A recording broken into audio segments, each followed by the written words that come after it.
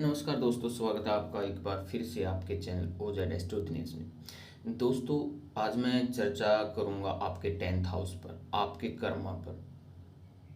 आपके जो कर्म हैं वो कैसे हैं और कैसे होंगे और क्या आपको करना चाहिए।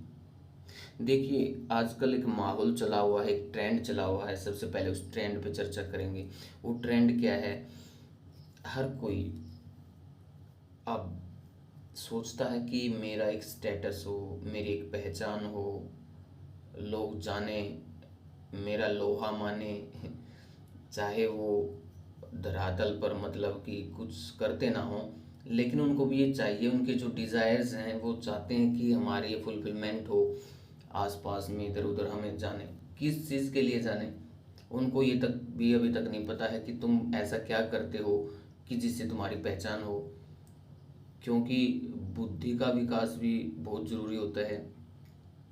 या तो आपके अंदर वो टैलेंट है, जिस टैलेंट के आधार पर आप ये साबित कर पाओ कि आपका स्टेटस क्यों नहीं है, किस कारण से नहीं है। क्योंकि आपके अंदर वो काबिलियत है, फिर भी आपको लोग पहचानते नहीं हैं, तो आपका बोलना उचित है।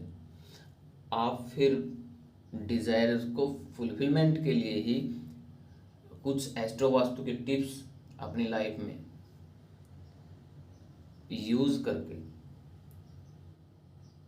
अपनी डिज़ायर को फुलफिलमेंट कर सकते हो। तो देखिए, ये है आपके कर्म, सॉरी, ये हैं जी आपके कर्म। जो आपने किए हैं वो भी यहीं से पता लगेंगे। ठीक है जी। 10th हाउस है, यही किसी को भिखारी तो यही किसी को राजा, यही हाउस है जी वो जो बनाता है। यहीं से पता चलता है कि आप कौन हो। देखिए, इलेक्शन में सब खड़े होते हैं, लेकिन जीत कोई कोई दर्ज करता है। वो उसके पीछे रीज़न क्या रहता है? देखिए, 10th CSL, ये जो 10th CSL है, कुंडली का 10वां हाउस, अगर इनका जो 10th हाउस का सबलोड है, अगर वो नक्षत्र लेवल पर 11th हाउस प्रेजेंट करे, तो सबसे पहले तो मैं कहना चाहूँगा, सबलोड 9 और 11 या 10th जैसा कॉम्बिनेशन बनाए, नंबर प्रेजेंट करे, तो उनके लिए तो द बेस्ट पोजीशन है। बगैर ज़्यादा मेहनत किए ही उनके डिज़ायर पूरे हो जाएंगे जी। ऐसे बंदे स्टेटस वाले होते हैं, बड़ी आसानी से उनको अपना स्टेटस मिल जाता है। 10th सब लॉर्ड अगर 11th हाउस को प्रेजेंट करे, तो पहले से ही वो ऑलरेडी एक ऐसे घराने में जन्म लेते हैं जो मिनिस्ट्री लेवल से रिलेटेड हो, या बड़े रईस घराने में उनका जन्म होता है। ठीक है जी। देखिए, ये जो मैं आपको बता रहा हूँ कर्मा क्या है, ये 10th हाउस, ये कभी ये नहीं बोलता। यहाँ पे एक थ्योरी है, वो क्या है? अगर आप अच्छे कर्म करने के लिए आए हो, आपकी अच्छी सोच है, तो उसी प्रकार से 10th हाउस आपको रिजल्ट देगा जी। ये आपका संचित कर्म भी हो जाएगा, जो आगे आने वाले कल में आपको प्रारब्ध के रूप में मिलेगा। ये जरूर नोट रखें। अब ये किंग मेकर होता है जी, 10th हाउस किंग मेकर होता है। वो कैसे होता है? जब 10th सब लोग 2, 6, 10, 11 नंबर, ऐसे नंबर आपको प्रेजेंट करे, देने से ना आपको राजा बना देगा। अगर आपका कोई कंपनी, फैक्ट्री, बिजनेस भी होगा, तो आप मिलेनियर होगे जी, करोड़पति। करोड़पति बना देगा आपको ये योग। हर किसी के में योग मिलता नहीं है। देखो, 1000 बंदे खड़े हैं इलेक्शन में, लेकिन उनमें से राजा तो कोई एक ही बनेगा। वो कारण क्या है? वो मजबूत स्थिति होती है इन कॉम्बिनेशन की। लगन लोड को भी चेक करेंगे। फर्स्ट CSL आपका क्या नंबर लेके बैठा हुआ है? बाधक हाउस चेक करेंगे कि आपका जो बाधक हाउस है कहीं वो तो कनेक्ट नहीं है कॉम्बिनेशन में, ये ज़रूर चेक करेंगे। अदरवाइज ये ना हो कि कहीं 5, 6, 8, 12 ऐसे नंबर प्रेजेंट कर दे तो क्या होगा? कुछ नहीं होगा जी, आपके यहाँ पे रेड लगेंगी, फिर आपका घोटालों में नाम आ जाएगा। मान लिया कोई मिनिस्टर भी बन गया, पहले उसको मैप मिला था जो महादशा दशा प्रेडिक्शन से के हिसाब से देखें तो उसने तो इसको राजा बना दिया, लेकिन ऐसा क्या हुआ कि उसके बाद ना तो वो मंत्री रहे, मंत्री पद से भी खारिज कर दिए गए और उनके यहाँ पे छापेमारी हो गई, रेड बननी स्टार्ट हो गई, फिर पता लगा कि वो जेल में भी बंद है जी। क्या है इसके पीछे लॉजिक? ये लॉजिक है जी, ये कारण है 5, 6, 8, 12 का कॉम्बिनेशन। इसकी दशा अंतरदशा या प्रत्यंतर दशा मैप में मिल गई उनको, क्योंकि पहले तो राजा बना दिया, फिर भिखारी बना दिया, पहले स्टेटस बढ़वा दिया, फिर गिरा दिया। अब इलेक्शन में खड़े हो गए, पहले तो 10th को चेक कर लेंगे हम, ये कॉम्बिनेशन चेक कर लेंगे, 6th को फिर चेक करेंगे जी हम जीत दर्ज करा पाएंगे कि नहीं करा पाएंगे। ओपोनेंट है जो हमारे सामने है, जो हमारे अपोजिशन पार्टी जो होती हैं, अगर 7th house CSL, 7th house का CSL 5, 8 और 12 जैसे नंबर लेके बैठ जाए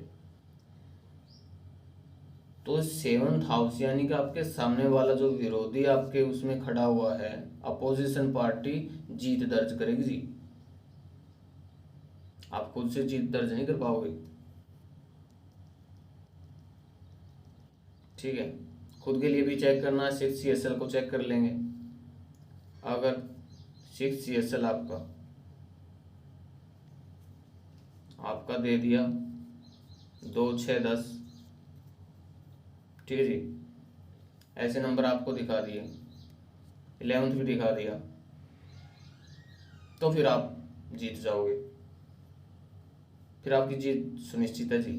वो मैप में भी चेक कर लेंगे, ये नंबर अगर आपको मिल गए हैं दशा, उसी दशा के अनुसार जब आपके इलेक्शन चले हुए हैं तो 100% आपको कोई जीतने से रोकेगा नहीं। लेकिन 10th का भी हम ये कॉम्बिनेशन ज़रूर चेक करेंगे। रियलिटी है जी, ये जो चीज़ मैं बताता हूँ आपको, ये सब रियलिटी है, ये सच्चाई बताती है आप क्या हो और क्या बन सकते हो, दैट्स ऑल।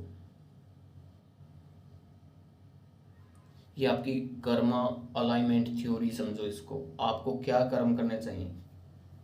अब कोई कहता है चलो ठीक है, अब इसका उपाय क्या होगा? भाई उपाय तो ये है, उपाय की तो ही फीस लगती है, और ये 100% काम वर्क करता है, ये वर्क करती हैं चीज़ें।